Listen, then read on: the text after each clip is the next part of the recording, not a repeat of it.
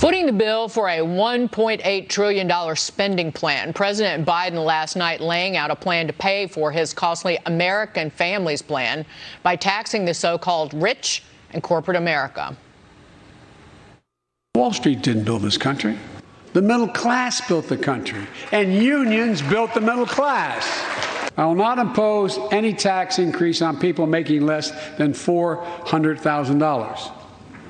But it's time for corporate America and the wealthiest 1% of Americans to just begin to pay their fair share. Just their fair share.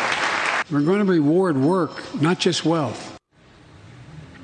Steve, I've got steam coming out of my ears, and it's very hard to stop using, curse words. So just your reaction to what you heard last night, and that in particular.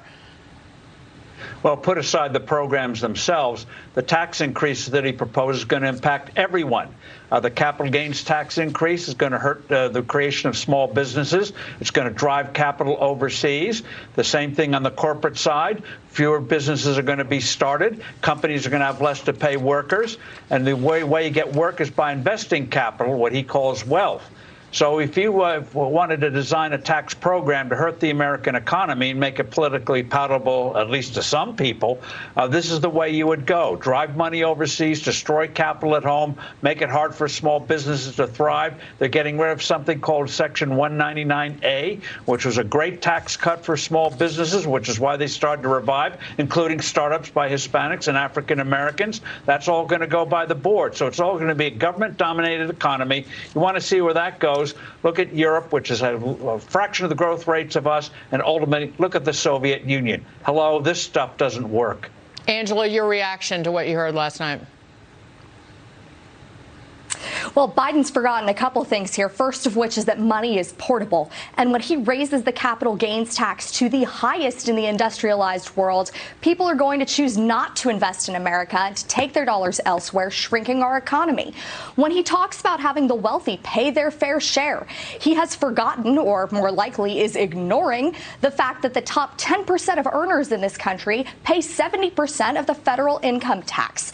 So he's missing the point here, and he defines fair share as always more from people he doesn't like. Steve, I want to get your reaction, because this is a broader message from this administration, working with the slimmest of majorities. They have a vision where government knows better than you do. That government plans to take your money and then make decisions about your life, your money, your prosperity, and your health. Here was the giveaway. Here's where he revealed himself last night. Listen to this. Our Constitution opens with the words, as trite as it sounds, we the people. Well, it's time to remember that we the people are the government. No, we are not. I know that Ted Cruz, Steve, tweeted last night, I think he was on Fox News last night, he said the most radical line was that we the people are the government. It is a misunderstanding of the Constitution, but it reveals what this administration wants to happen. These are not just social programs to lift people out of poverty.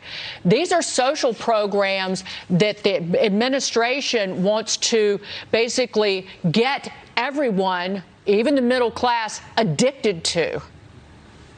That's right. This is modern socialism. You don't have to formally take over businesses or people's lives. You do it through programs like these.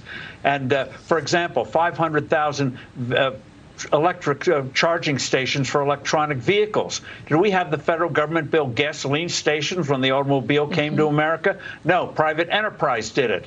So you're going to hurt the economy with this kind of stuff. You're going to hurt innovation. Innovation comes from the most unlikely sources, Dagan, people you never would have heard of. And they aren't going to be able to apply. They're not going to apply to the government to get a grant. They're just not going to innovate. And without innovation, this economy stagnates. This whole program, especially on the tax side, looks like it was designed by Beijing and Moscow. What's the best way to hurt America? Deprive it of capital.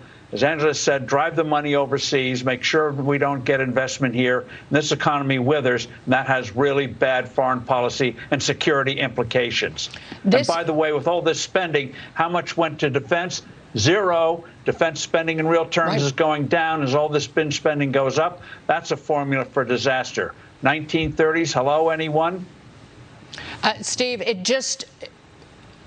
it flies in the face of certainly everything I believe about the foundation of this country and the great liberties handed to people in the Constitution, that I and you, that the individual and the family make the best decisions about their lives and their prosperity and their money and their health, that the individual makes those better decisions than people in government. But these bureaucrats and these politicians we have handed over so much liberty and so much freedom in the last year with this pandemic. They are not going to relinquish that.